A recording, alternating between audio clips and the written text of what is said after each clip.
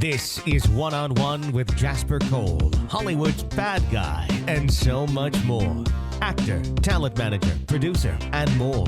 Now he's sitting down with today's top newsmakers from entertainment, politics, pop culture, and beyond. This is One-on-One with Jasper Cole. All right. Howdy, and welcome to One-on-One with Jasper Cole. This is Mr. Jasper Cole, and we are coming to you live from Sunset Gower Studios right here in Hollywood, California. It's another Wednesday, and it means I have to give a shout-out to my producer extraordinaire, Mr. John Williams. Hey, Jasper. JW, if you're nasty. How are you? I'm doing pretty good. I'm trying to survive this heat. Oh, that my we're God. having. But I It guess there's a thunderstorm going on right now. Apparently, there was a big it's storm. crazy. And well, you know, I was in Palm Springs up until yesterday, and Palm Springs, which typically should be hot, of course, had like 30% humidity, which for Palm Springs is really hot because usually it's like 7% or something.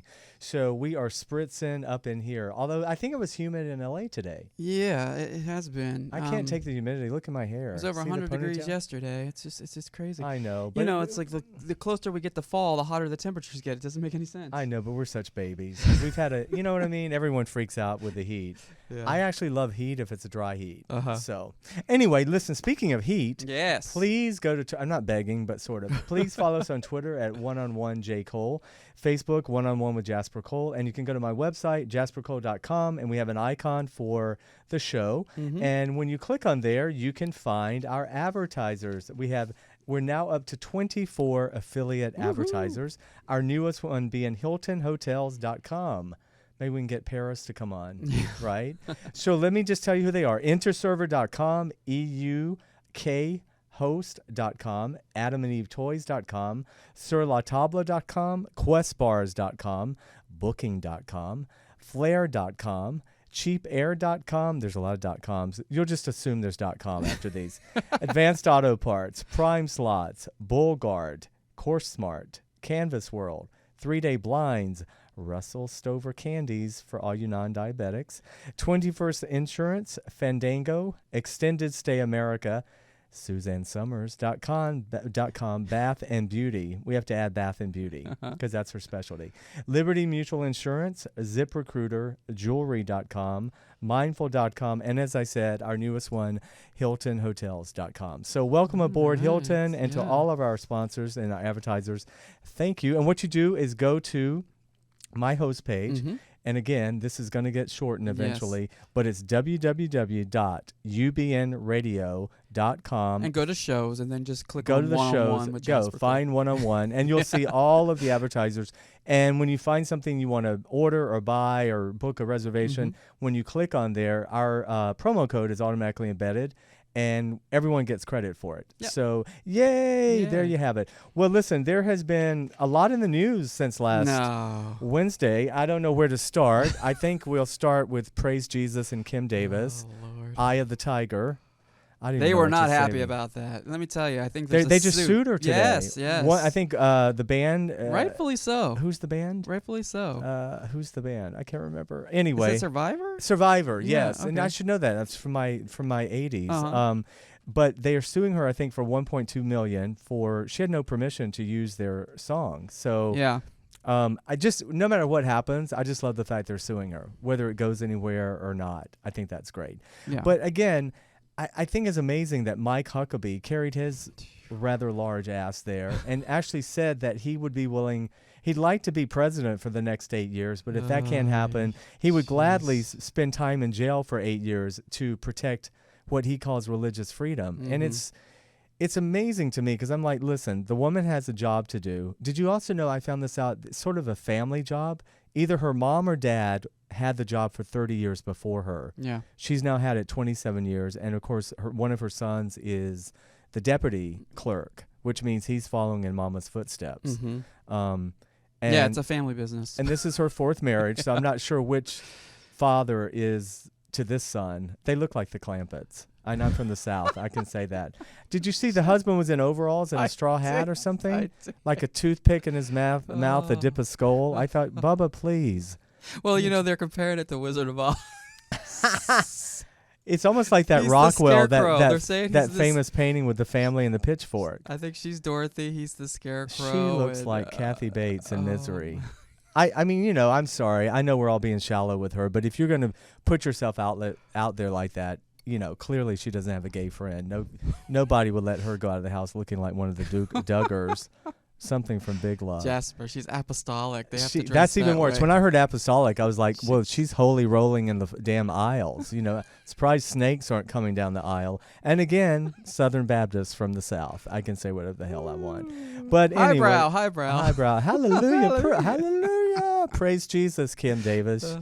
But, you know, she's thinking she's the Rosa Parks now of this movement. Yeah. So I don't know. The bottom line is they let her out on Tuesday yesterday because she said that I don't know. The stipulation was she's not allowed to do any marriages or gay marriages, but she's supposed. I don't know. No. She has to follow the law. And do it. But she's still saying she's not going to do any. She's defined. Yeah, exactly. But thankfully, there's someone on our side. Right. That is following the law. Well, for lack of a better word, and doing his job. I mean, I don't want to give her any compromise, but if we had to compromise, why can't she just keep her job and not do gay marriages? Can't there's a clerk in there now who's been doing the marriages. So hopefully that will happen. So God bless you, Kim Davis, and hopefully you'll get a makeover. Now, my next story, which really pissed me off, is Caitlyn Jenner. Now, you know, JW, we talked last week, I'm a big fan of that show, I Am Kate. Right. I've been a big supporter of Caitlyn Jenner's, but she goes on the Ellen show yesterday and sort of announces that when Bruce was Bruce, and we know he's a Republican, he was against gay marriage and, in fact, had a really hard time with it. Now, Caitlyn is saying that she hasn't quite come around with the issue either. And I was like, bitch, please, you know, you're sitting up here with a penis and breast, and you're not even, you know, and you're asking people to accept you and to love you, and you're going to be a spokesman for the trans community, and you can't get on board with gay marriage? F you. I was really pissed. I just thought, and then Ellen went on Howard Stern and basically said how disappointed she was because how hypocritical that Caitlyn would sit there and have the audacity to be out there saying, please accept me for who I am. I'm sitting here in a dress. I'm not even a full woman yet, according to having a surgery. And I know the trans community gets really upset about that, but this is where I draw the line. It's like, okay, Caitlyn, if you don't know what the hell you're talking about, don't try to be a spokesperson for the community. Learn your shit before you get it. It is LGBT for a reason. I mean, it's it is supposed inclusive. To be all. Exactly. Yeah, I just thought I'm done with her. Yeah. This was it, and it's too bad because the show is so great because it's not great because of Caitlyn. It's great because of all the other transgendered women that are on men. Well, men and women. And it's bringing awareness to. Yes. But the more I watch it and realize she really is completely privileged and disconnected from the issue. She still talks about you all, and she doesn't say us, and you know, just stay up on your hilltop mansion in Malibu at this point. I think maybe we should shift the focus to Jazz, because Jazz is an excellent representative for the trans community, and she has a television on show. TLC. Yeah. Everyone should be. Jazz. Yeah, let's switch over. Let's start supporting I Am Jazz Yeah. and say to hell with Caitlyn Jenner. I think this is her. Well, I'll be watching anyway this season finale because it's when Chris. She sits down with Chris. They teased it last week. I don't know if you saw it, but the very last 5 seconds is when Kris Jenner shows up, and this is so typical of a Kardashian, a Jenner. Well, a Kardashian. She first thing she looks at Caitlyn and says, "I love your shoes." It's like, really? This is what we're gonna keep it on that level? Who does your nails? And I love your shoes. It's so ridiculous. Yeah, let's go back to Jazz. Yes. I Am Jazz on TLC. Tell everyone where they can find that. I will. And yeah. If you find it, since we're big fans. We are. Actually, No. I have watched a few episodes No, of it. no, And I have really, too. I really, it is on TLC. And Jazz is a teenager, right? Yeah. Yeah. She's about 14, 15, somewhere in there. It's a great, because it's really about, it's great to see a young person going through this and her family supporting her and how she's dealing with school and just everyday life as a young trans woman as a teenager. So check that out on TLC. And the other story, I guess, for me is Hillary Clinton having to grovel and apologize finally about these emails, which I don't know how many times she has to, well, I guess saying, you know, I guess she has to say, I'm sorry. Right. She can't say, she started early in the week saying, I apologize. And now she had to sit down with David Muir from ABC News and just say, I'm really sorry. I didn't understand. I mean, I didn't think it was a big deal or whatever. So I don't know. It scares me a little bit that her ratings are down even more than they were. I know we're a long ways out to the election, but I just think it doesn't look good that she's slipping this far. I guess for Bernie Sanders fans, it's great because Bernie is apparently soaring in the ratings, and some of the polls, he's actually beating Hillary. So I can't remember, JW, are you a Bernie fan? I am. Yeah. Yeah.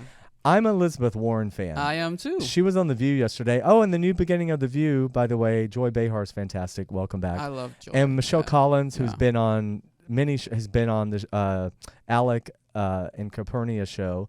She's always fantastic. So big shout out to her. But yeah, so I love Elizabeth Warren. Of course, she won't say anything about whether she would, jump on the ticket with Biden or jump in the race. But I think she's fantastic. I do too. Yeah. I think, I don't know. The thing that scares me about Bernie is, I told you, visually, because he looks older, I don't know if the young people will vote for him, and which is shallow and too bad, but it is a visual medium, There's little he said that I disagree with.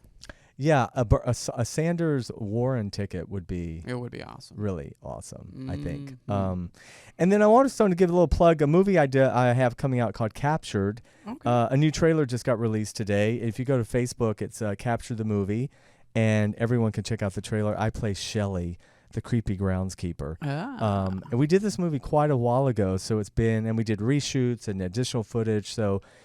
It's great to finally see that it's going to be coming out. So look forward to that. So it's capturedthemovie.com? It's on Facebook. Oh, okay. The Facebook page. I don't think they have an actual website yet. Okay. If they do, I apologize. I don't know it. I'm trying to find some of the pictures, and I'll put them in there. Well, thank you. And I'm so excited about our guest today because with everything in the news about police corruption, police brutality, the rash of shootings, sadly, it's such a hot topic right now. We have retired LAPD Sergeant Cheryl Dorsey, and she's also an author. She has a wonderful book called The Creation of a Manifesto, Black and Blue.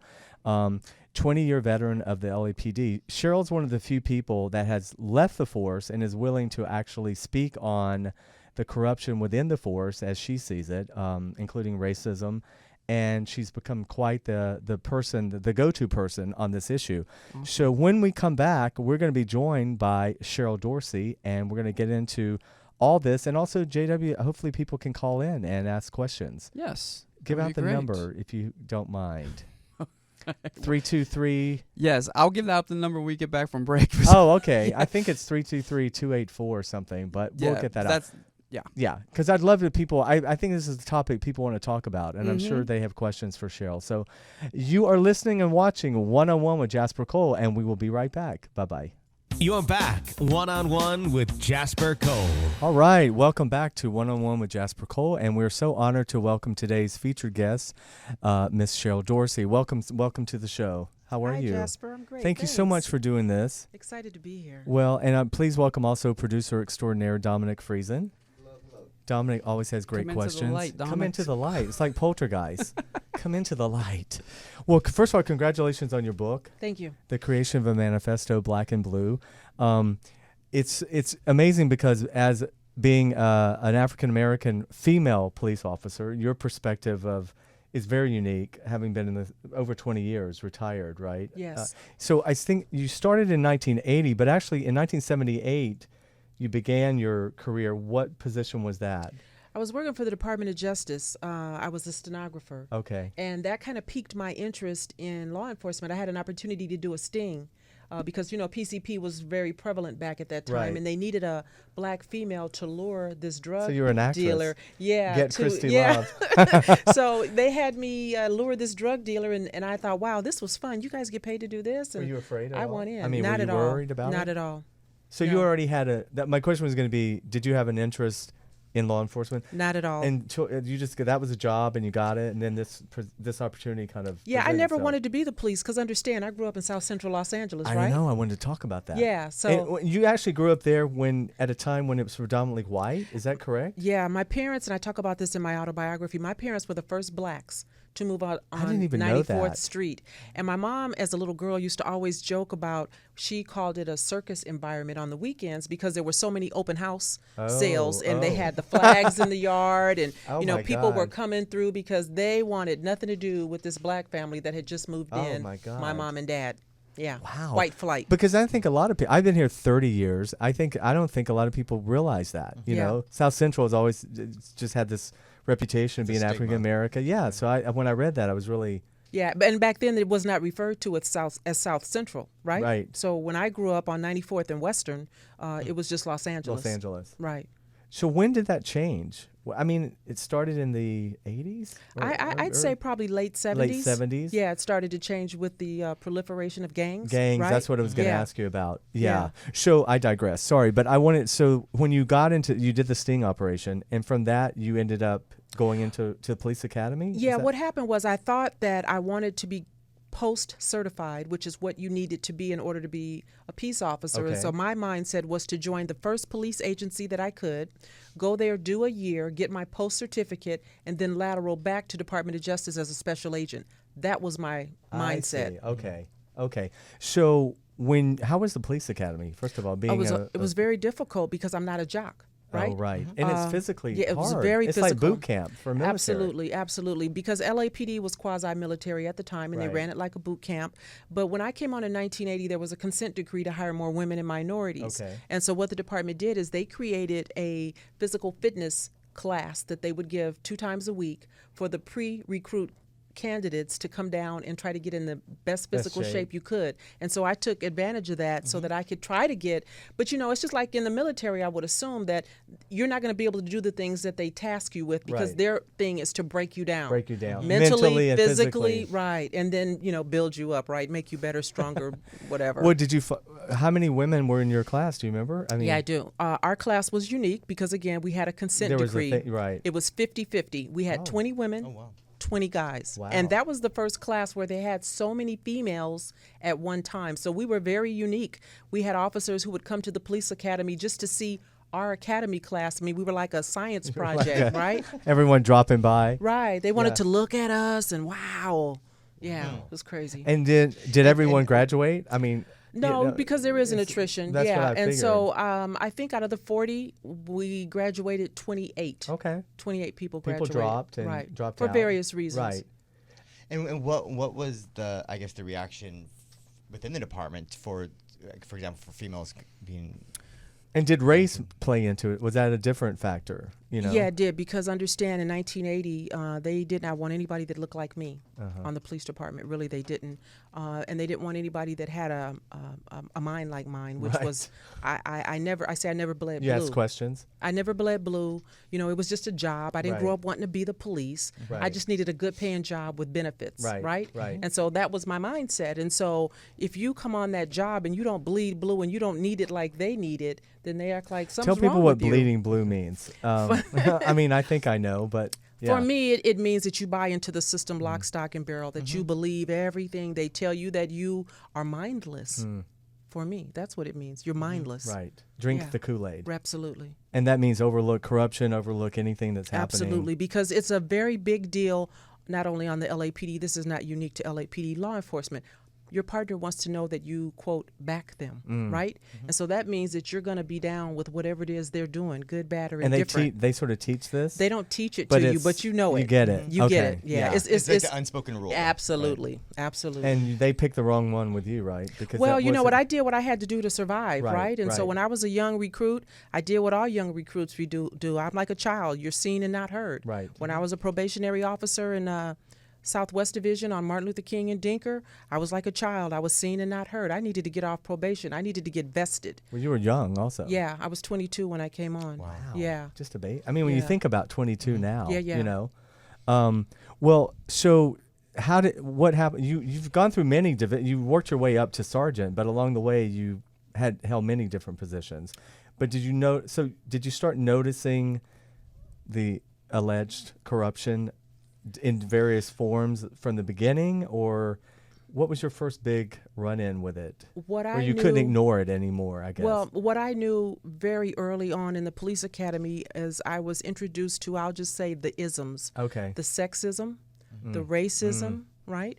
The reverse racism. I learned that very early on. Right. And so for me, I had to play a mind game. I had to do whatever it was to get me through that moment. So for PT, we had 2 hours a day and it was very intense. And so I just figured for 2 hours a day, they're going to torture me. I just need to do what I can do to get through that. When I graduated and went to the police station on King and Dinker, I knew that I had 12 months to get off probation. Okay. And so whatever they're going to throw at me, and I had heard that, partners like to play games with you. They would drive and pull over real quick and ask you, where are you? And you got to know what street you're on, or they would get in a fight. We used to fight a lot. I was like, okay, I'm from the hood, and let's do this, right? Throw down. Yeah, and so they would get in fights, not that they're going to let you get hurt. You don't know that, They're but testing you. they want to see if you're going to fight. They want to see if you're going to back your partner, because backing your partner is everything. Over everything. Everything. Do they put two females together, or is it mostly male? No, they will. They Yeah. will. But back then there weren't many women. Right. So but just luck of the draw. I would get my partners, my training officers were males. Right. Luck of the draw, my training officers were white males. Okay. There were some black males that worked in the division that I went to as a probationary officer, but I didn't get lucky enough, if you will, to work with one. Right. For whatever reason, they never partnered me with them. But you know what? I'll say this about the white officers that I did work with. They were what you would call hard chargers. They were, can I curse? Oh, hell yeah. They were kick ass and take kick-ass, names yeah. back in the day, Right. right? And I worked in the jungle, right? So Right. for those who understand what that area is like, in 1980, 81, 82, we had a problem with FOI because Fruit of Islam soldiers lived in the jungle. Wow. And we were having skirmishes with them all the time. And so I felt like it was a constant test and a challenge for me to see how I'm going to handle this situation and how I'm going to handle that situation. Your partner would hear a hotshot radio call, a high priority radio call, and it may not be in your area, but they would buy it. In other words, they would tell the communications, we'll handle. They sort of take over. Because they want to see what I'm going to do when we get there. If it's a PCP suspect and it's not in our area, my partners would buy it to see what am I going to do when I get there and there's a naked man, slippery and greasy like a pig, and he just wants to fight. Just fight. What am I going to do?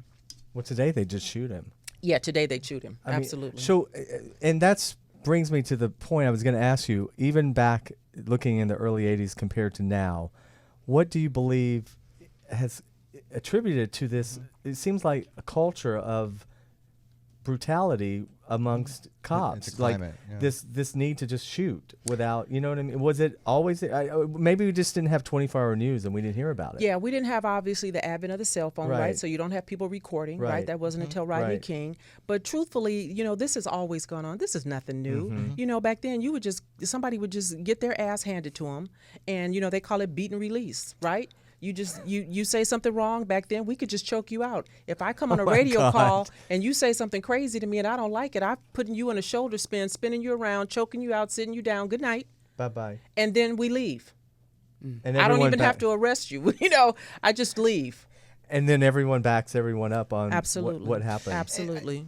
That reminds me a lot of the movie Rampart. Speaking of Right, which, right. Right. which we worked on, and I mean, I lived here during that scandal, and I think that was the beginning of the climate when I remember we were all scared of the cops, and after that scandal broke, that was over 100 officers, I believe, that were indicted. But that scandal. that's And- just 100, right? That Right, they right. got. That they How got. many probably Yeah. slipped through? Or And then I think the difference between now and then is that officers, and if that's a good thing, that they could just beat you up and leave you. But Choke you out is what I like. But you lived, right? Right, You lived. right. Yeah. And so, now it's gotten to the point where deadly force has always been taught as a last resort.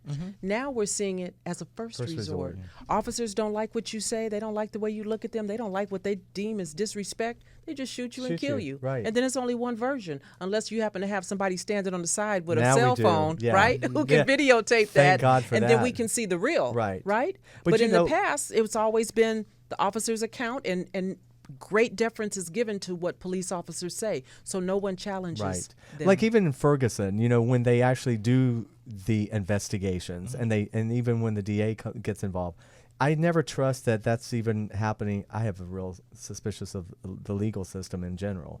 I'm more suspicious of the legal system than the police force, to be honest. But I just always figure that's just another bullshit like investigation that's not going to, like in Ferguson, they let the guy off without charges. Well, there were so many things wrong with that Ferguson situation because we understand that the district attorney, Bob McCullough, right? Right. Well, we know that his dad was killed by an African-American individual. He obviously seems to have some kind of bias towards blacks, and not in a good way, because he stacked that jury with what we know now to be racist individuals, right? And so everything was set up for that system to work the way that it worked. Right. And then when you have police departments who are in bed with prosecuting attorneys, I deal with attorneys every day. I see you all the time. You're my guy, right? So when I come in with any kind of report, you're not going to question me because you know me and I know you. Right. Right? And you're telling me earlier in the green room in regards to the Sandra Bland case that it was probably the arresting officers, and their relationship with the jailers. Can you? What I said is officers have a symbiotic relationship with the jailers because as a police officer, I'm making arrests 3-4 times a week. That means I'm in the jail 3-4 times a week booking a body. You're the jailer. I know you. You know me. I'm your girl. It's like any job, you get to know the people. So when I come in with an arrestee who's giving me a hard time and I tag you and now she's yours, if she's offended me, she's offended you. Right? Oh, wow. And so I believe that those jailers just finished what that officer started in the field. Wow. And so when you look at all of the relationships, to me, they're all symbiotic. And I don't know if you know this. I read this, so I believe it to be true, is that the person who did the autopsy on Sandra Bland, the medical examiner, is the wife of the prosecutor. You know what? Who knew? It's just ridiculous. Who knew?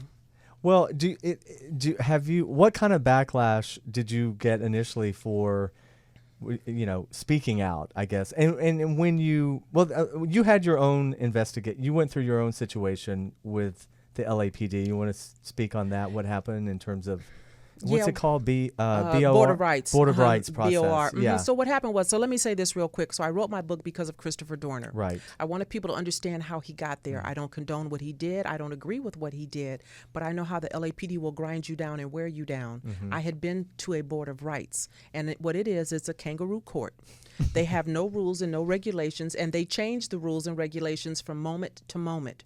They decide what's relevant. They decide what can be heard. They decide who can be heard. And so if you get sent to a Board of Rights, the understanding is that the police chief is not happy with you. Right. And he wants you dealt with in a real way. You only get sent to a Board of Rights if termination is a possibility. I was sent to a Board of Rights at that time I had 18 years on the department. When I came on the department, I came on with the knowledge that if I lose my job before I hit 20 years, that golden mark, I don't get a retirement. I just get to go. All the money that I've paid into my pension, I lose. And so it's almost like the police department has a real incentive to get you, if they can, before you hit 20 years, right? For the old timers, for people who came under the pension plan that I came under. So in 18 years on the job, the department sent me to a Board of Rights because I was married to a police officer who was abusive. Right. And I had children with this man. So I would not tell all of what was going on because I'm still living with him. Right. And I've got children by him. Right. And even when I made up my mind to separate myself from that situation, I still had to do it in a way that made sense for me and my children. Right? Protect them. And so they sent me to a Board of Rights when they became aware of the domestic violence in my home. What the department did was they went after my husband for the abuse. They did. They sent him to a Board of Rights. They had a black advocate who is a sergeant in internal affairs act as the prosecutor against my husband. 2 weeks later, this same advocate is now prosecuting me. During my husband's Board of Rights, he portrayed me as a victim. During my Board of Rights, he said I'm a liar. He said that I can't be trusted. He said that not a mother in the cosmos would stay in a relationship like the one that I had described being in. And he thought that because I was a sergeant married to a police officer, I should be able to go home and give him direct orders and make him behave. So the department was trying to fire me. And with 18 years on the job, all I could think of is if they fire me, I lose everything. Lose everything. At this point, I'm a high school grad only. I've got 18 years as a police officer. I've done nothing else in my young life, right? Which should be a good thing. I'm a mother of 4 now. I'm in the process of a divorce. And I'm thinking, if I lose this job, I lose everything. And For a moment, as I stood outside and waited for them to come back with their decision, I thought about jumping off the third rail of the Bradbury building in downtown Los Angeles, because my mindset was, if I kill myself, my children will at least get my insurance. Insurance money. They'll at least be taken care of. And so I understand how that department can make you think about doing things that are out of your character, that's not you, right? I'm not a suicidal person, but I thought, if I lose my job, what the heck? Right? Right. So with Christopher Dorner, is like, that's your point. I mean, we didn't even know. So if it takes someone who doesn't have mental issues like you did not have, take someone that has some sort of mental issue and then push it that far. And we don't know that he did. I will say this, and I don't know him, but I don't believe he was mental. Right. I believe he was pushed. And I believe that the department had taken everything from him, like the department will do to you, because they want you to continue to feed at the trough. And if they feel like you think you can survive without them, they will tap you on the shoulder and they will explain to you how that can't happen. And one of the things I talk about in my book is I talk about a gentleman by the name of Fred Nichols, because I say Fred Nichols was Christopher Dorner before Christopher Dorner. He was a black man, a sergeant of police, an expert department spokesperson on use of force. Fred Nichols testified at the Rodney King trial that the force the officers used was excessive because he was under oath and he told the truth. And when he did that, the department came after him. And what I talk about in my book is Fred Nichols bled blue. So when the department came after him, he couldn't believe. He's like, what? You know, I'm doing my job. I'm telling the truth. I'm being honest. You know, come on, I'm one of you. What's up? And he talks about how he couldn't eat, how he couldn't sleep, how he was vomiting, and how he was so bothered by the way the department turned on him. And so what I say in my book is that Fred Nichols didn't create a manifesto. Right. He didn't go out and hurt anybody. Fred Nichols checked himself into a hotel. He put a shotgun to his head and he blew it off. And that's what LAPD did the press does cover to you. that? Yeah, they covered it. Yeah. They covered it, but it was minimized. Right. It was, because they're good at victim blaming, That's right? what I mean, yeah. So they want to say you're crazy. They want to say you were unfit all along. You should have never been. No, the department will wind you down, grind you down. They have the resources, the financial wherewithal. They beat you up. And so, but you were victorious and saved. Thank God. So when they came back in with that verdict that day, were you floored? Were you surprised? I wasn't sure what was going to happen, but the thing that saved me, and I talk again about this in my book, is I had a commander who was the only person that was willing to come and testify to my character. I asked him to come and be a character witness because that might mitigate the penalty. Right. This was a white man. I couldn't get a black police officer to come and say anything on my behalf. Right. You know? Right. I asked a black commander and he told me, forget you know me. Wow. I asked this white man if he would come and be a character witness, and he just wanted to know what time you need me there. See? But because of who he was on the department, and his name is James Tatro, rest in peace, he's no longer here with us. He testified and he told that deputy chief on my board of rights that you have reached too far into the Dorsey bedroom. What are you doing? Wow. And because of him and him alone, I stand witness that they would have fired me but for Commander James Tatro. Wow. And so what happened at the very end is they listened to him speak. They came back and the commander looked at me and he said to me, and I'll never forget, he said, on this one day, for this one instance, I see a need for mercy. And I'm going to suspend you for 5 days without pay, Sergeant. You were the victim of domestic violence, but I'm going to do you a favor. I'm going to suspend you for 5 days without pay.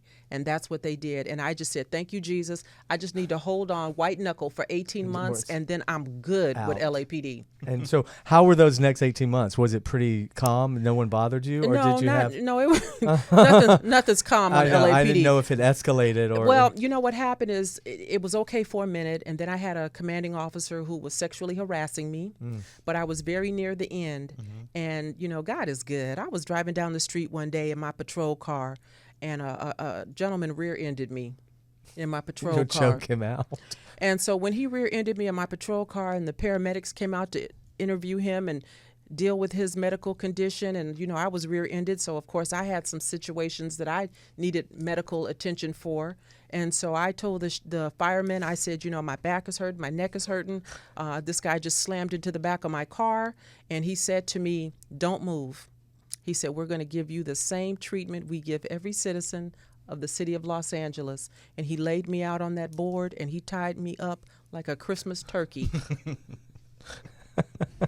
And then the doctor put me off work for about Like 4 disability? months because of the injuries that I sustained Right. in that rear end collision. Right, bless And you. that took me right up to We'll see.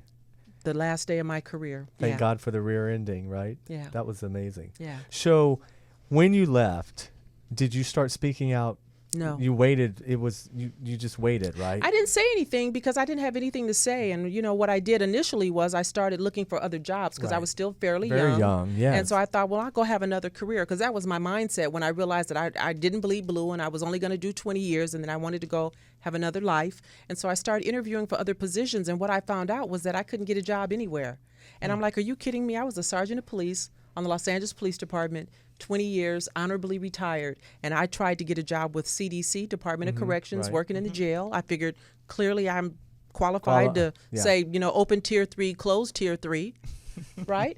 I could not get hired. And I didn't realize at the time that I couldn't get hired because I had sued the city of Los Angeles for that sexual harassment that happened in that last year of my tenure on the Right. department.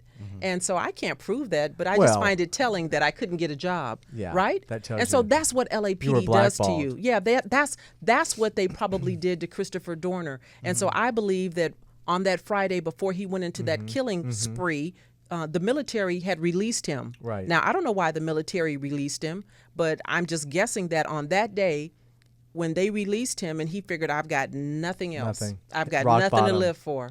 Yeah. Why am I here? Right. But I'm going to hurt some people on the way out, which again, I don't condone. No, but I I know mean, how he got there. Yeah, right. And the LAPD doesn't take any responsibility. No, of for course that. they say he's crazy. He was ill-fed. Right. He should have never been a police officer. But see, here's what people don't understand about the Los Angeles Police Department and probably any other police department. If you work for Sparklets and they fire you and you go get a job at Home Depot, Sparklets like, have Bye. at it.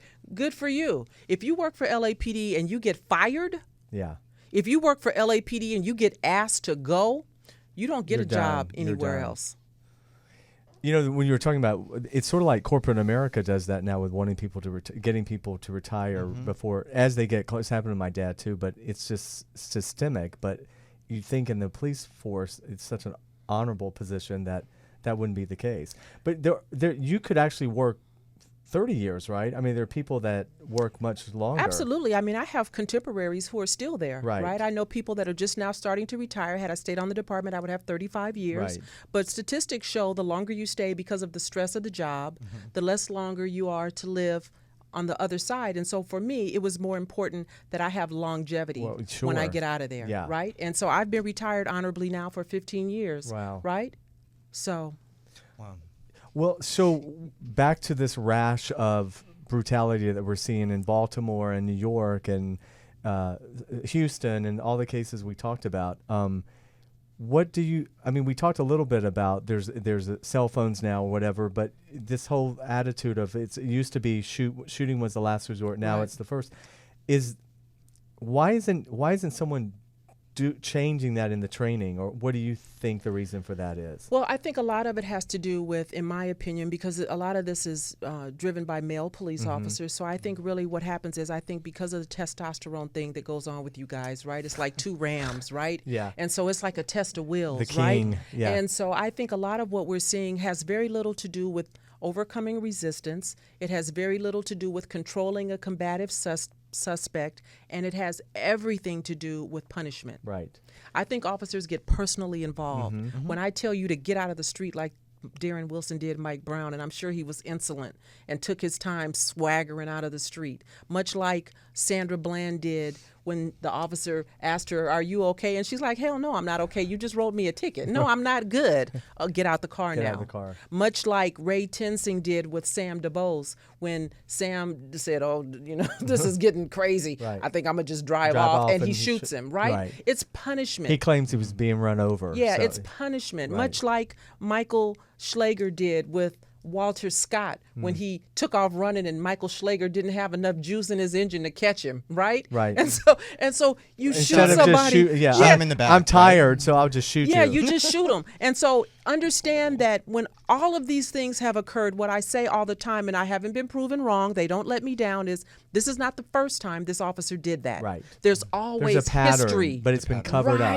Right. And so Right. when we look at Walter Scott incident, Michael Schlager, Walter Scott was the third person that we know of that he tased, right? Wow. He had tased 2 other gentlemen before that. We know that Darren Wilson had been fired by Jennings Police Department before he was hired by Ferguson Police Department because he was ill-suited. We know that Tim Lohman had been asked to leave Independence Police Department before Cleveland PD picked him up because they said he scares even us, right? And so they live to offend again. There's no accountability. And no one's checking their history when they get hired, or it doesn't matter. It up, or they do, and it's all good, because what I believe is that police chiefs and commissioners and sheriffs have an obligation to that entity, and so they protect that department. Right. And if in so doing the officer benefits, okay, good, it really wasn't about you, Officer Lohman.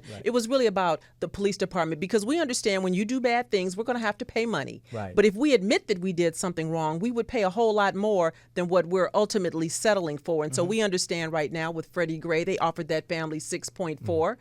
Who's surprised by that? Please. Who's surprised by that? We know that in time they're going to offer money to the Sandra Bland family. We know that in time New York PD will offer money to the family of Akai Gurley, a young man who was shot in the stairwell, much like they offered to Eric Garner's family. That's who I'm thinking of. Sorry. Yeah. So this is just the cost of doing business. Killing folks and having to pay is just the cost of doing business. But ultimately, it's the taxpayers, right, who pay for it. Absolutely. And so wouldn't it be amazing if they started making police officers who are involved in these deadly force incidents, these in-custody deaths, just pay a little bit of that? Yeah. If you just had to pay 1 point something of a 6.4, that would break the back of an average police officer, and this stuff would stop yesterday. Well, and you wonder how many settlements happen that we don't know about. Well, I don't know in terms of the 20 years you were there that maybe didn't make the news. When it's outrageous like Eric Garner and things like that, we hear about it. But generally, they have something built in where when the city settles with you, you sign a stipulation that you won't discuss it. Confidentiality. Absolutely. Yeah. Cheryl, are there any mental health assessments that go on while you're in training or while you are in the force? Only when you first come on. And that's another thing that I think should happen, is that police officers are given a psychological evaluation upon entry, and you have to pass it to become a police officer. But once you're in, you're good, right? And so I think really police officers should be reevaluated, I say every 3 years. I agree. Right? Because I believe that police officers are exposed to things that could twist you, that could jade you, that could cause you to have biases, whether it's stuff you see or whether it's stuff you're taught by your trainer, because as a rookie officer, we want to be pleasing to our trainer. Right. He holds my life in his hand. If I want to get off probation, I'm going to do everything he say, right? I'm going to do everything he shows me, because police officer trainers tell you, forget what you learned in the academy. Let me show you how it's done out here in the street for it's real. Like learning one thing in the classroom and then on the job is another thing. Do you think having more female cops helps? I always have this theory, like if more women ran the world, it wouldn't be as corrupt. Well, I think, or as violent. You were talking about the testosterone. Right. I think certainly women bring a different element to the game, right? Because as a female officer, I understand if I walk into a family dispute and I see you looking like you looking, I can't beat you up, right? Well, you could, actually. So I'm not going to come in the room telling you I'm going to tear your head off and shit down your throat, right? Right. I'm going to have to use something else to get you to comply. Now, if I have to use charm, if I have to bat my eyes, if I have to have you think I'm cute, right? Then I do all that. Right. Because at the end of the day, I just want you to come with me. Right. Do they talk about that in police? See, I think that's my point. See, that's common sense. Right. And if sense were common, everybody would have it. Right. And you can't teach it. No. Right. And you can't teach empathy, because as a mother, when I deal with someone, you could be my brother. Right. You could be my son. So I'm going to treat you the way I want a police officer to treat any one of my sons if you encounter them. Right. That's just me. Right. But you can't teach that. You can't read that in a book. And so if I don't look at you and see you as a human being, then it's easy for me to objectify you. It's easy for me to knock you in the head with a flashlight. Right. Put a Newton turban on you. That's what we used to call it when I worked Newton Division. What is that? Is when you beat somebody up and then you wind up wrapping gauze around their head because you cracked them in the head with a flashlight. God, so they wind up with a this. Newton turban. Yeah. Speaking of which, what are some of your tips for how the listeners can actually Protect themselves and keep themselves alive? So here's what you need to Shut do. your First of damn all, mouth. you need to comply. You need to just do what the officer says. Yeah. You need to be a good witness. You need to look at his name. You don't have to ask him. You don't have to telegraph that you might complain. Look at his name. He's wearing it. Get the number off his car. And just very nicely ask him, could you please call a supervisor because I'm not feeling comfortable here. Officers are required to do that. No guarantee that he will, Right. but they're required to do that. And then the other thing that I suggest is know a couple of 2-3 police station telephone numbers. Have it pre-dialed into your phone, so if the officer is not cooperating with you and getting a supervisor, you can get on the phone and dial and ask to speak to the watch commander. Okay. And question for you: we actually had a guest, Tony Terry, the R&B artist. He was pulled over about 2 months ago, In 3 o'clock in in the morning. Atlanta. They said he had dead tags, which he knew was not right. So he actually called 911. He had 911 on the line. He told the officer, and the whole. Here's an African American man in probably a very nice car, I'm assuming. You know, the whole stereotypical 911 profile. is good, but when you call 911, you're going to get a dispatcher. You're going to get a civilian. Right. You need to have the telephone number to the police police station. station. And Yeah. you need to ask for the watch commander because that's going to be a sergeant or a lieutenant. Right. You need a person in position of authority. Right. Well, that's what I've said And when I've watched these videos. I mean, it's easy for me to say I'm not in, but I always thought, well, just do what they're asking. Absolutely. Sometimes, though, you do that. Actually, like go back to like the Sandra Bland case. What did she do wrong in the video that we saw? She talked too much. Yeah. Okay. She did herself no What about favors. like the whole cigarette situation? Yeah, but as soon as listen, here's the thing: you never know who you're dealing with. That's the problem. You don't know what you just pulled out of that cop grab bag. Right. So when you should be able to discern very quickly, you got a wild one, and when you realize you got a fool, then you need to just shut up. Right. When he said, "Okay, put the cigarette out and get Put it out. she should have just no more. I'm Right. done talking to you. Let him do whatever he's gonna do because he's gonna do it. Right. And you can't win. Right. Right. That's a and good so, point. You and can't you win. cannot win. That's the best point Cannot of all. win. Yeah. So That's the yeah, best just be point. quiet, be a good wit, be a Comply. good advocate, Comply. And in that video. and write a letter of complaint. Okay. Write a letter of complaint and send it to the police chief, the police commissioner, the mayor, the governor, you name it. News crew. And any- CC everybody so everybody knows who all got a copy of that letter because somebody's going to act on it. Right. Oh my God, the time flies. We need does. to, We need to you have her for back. 3 hours. So tell everyone where they can find the book. Is it on your It's website? Amazon. You Yeah, can Cheryl find my book Dorsey- on Amazon. It's The Creation of Manifesto Black and Blue. You can certainly find it on my website, CherylDorsey.net. Net. I'm on Facebook and I'm also on Twitter, SGT Cheryl Dorsey. Well, it is a great honor to So have glad you to be here. here. God, I wish I all could go on and I on. wish all police officers were like her, right? Thank you so much. Come Thank back you. anytime. Thank Love you, to. Dominic. JW, thank you so much. And thanks you, everyone Cheryl. for tuning in. And we will be back next week with another great show. You've been listening and watching One-on-One with Jasper Cole. Take care. Thanks for checking out One-on-One with Jasper Cole. Check out past episodes and get the latest as they're released. Subscribe today on iTunes, Stitcher, and YouTube.